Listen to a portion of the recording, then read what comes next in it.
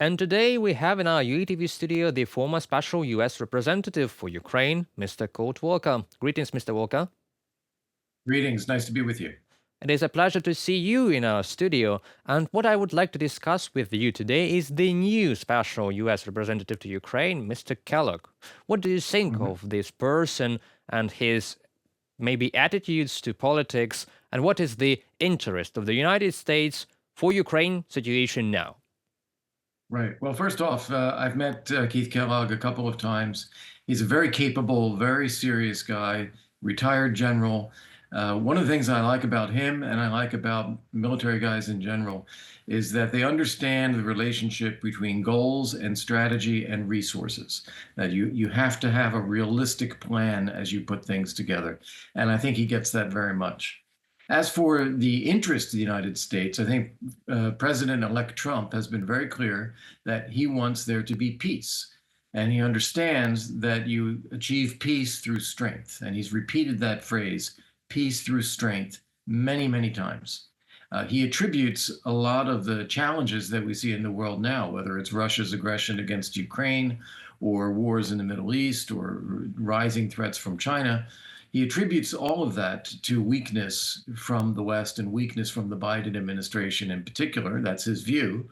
And as a result, it indicates a desire to reestablish a position of strength. Now, I think he wants to give Putin every push and every opportunity to end the war. And he said that he would call Putin and tell him, end the war. That doesn't mean that Putin will comply. I think Putin wants to wage the war. And I think as Trump sees that, it's going to require that we do even more to support Ukraine to convince Putin that it's never going to work. And today, Vladimir Putin held a direct indirect line on a live broadcast, and he said a lot of things that don't come up even together about the war itself, and he clearly doesn't want the war to end. What do you think about that? As President Zelensky Yeah. now in Brussels, yeah, so they are building up our Ukrainian negotiation positions with their strengths. Both Rutte and Zelensky were talking about this, and on the other side we have Putin with his strange claims. Yes, well, that's exactly right, and that's a very good dynamic for people to see. I think that even during the course of the presidential campaign, there's a lot of misinformation and disinformation, accusing Ukraine of wanting the war, accusing Ukraine of not wanting the peace. And I think it's becoming more and more clear to everybody. President Zelensky is ready to end the war. He wants there to be peace. He's prepared to negotiate. And it's Putin who does not want that. And that is increasingly obvious. And that is important for people to see because it means that you can't just win the war by giving everything to Putin. That is capitulation, and that will encourage him to attack again and again and again.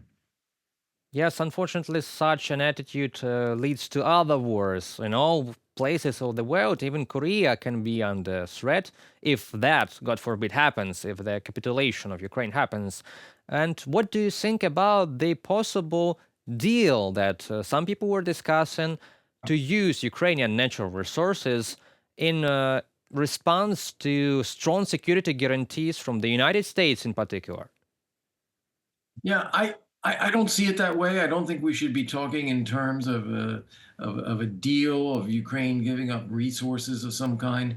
It needs to be a fair peace. Those are President Trump's words. It needs to be a fair peace. And there ought to be rapid economic growth and development of Ukraine once there is peace. There ought to be increasing investment from the West and from the United States. For that to happen, what Ukraine needs to focus on is a rule of law environment, a reliable, welcoming climate for business. That is what is essential for business to come to Ukraine and for it to be successful. That's where I would focus rather than on these shiny objects of say, oh, we have these resources and you can access them.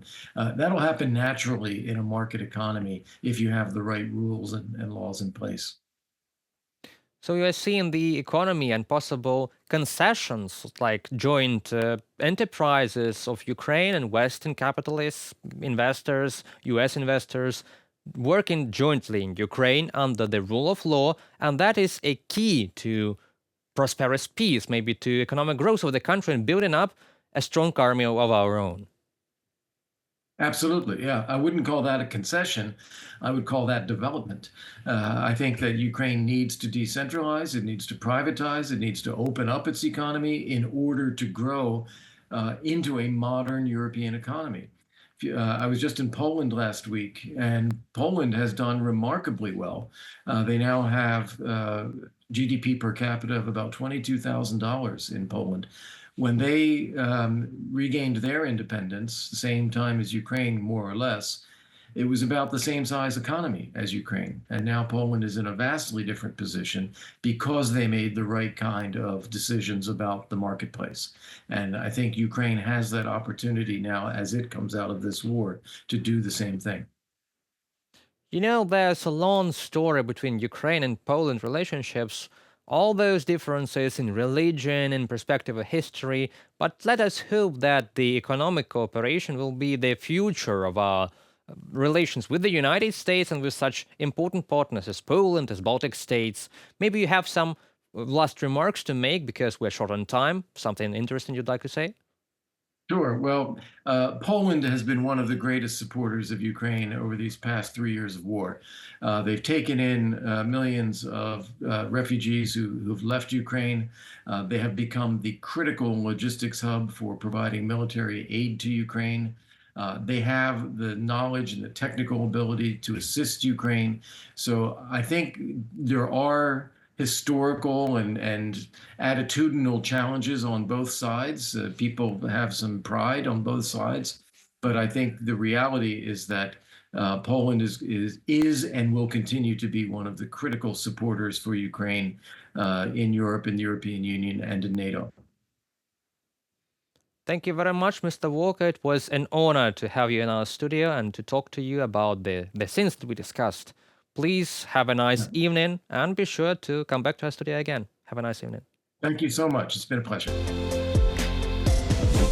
And that seems to be all for today. Thank you for watching and remember to support our channel by hitting that like, subscribe and notification button. That helps us to deliver news of the free world directly from Ukraine.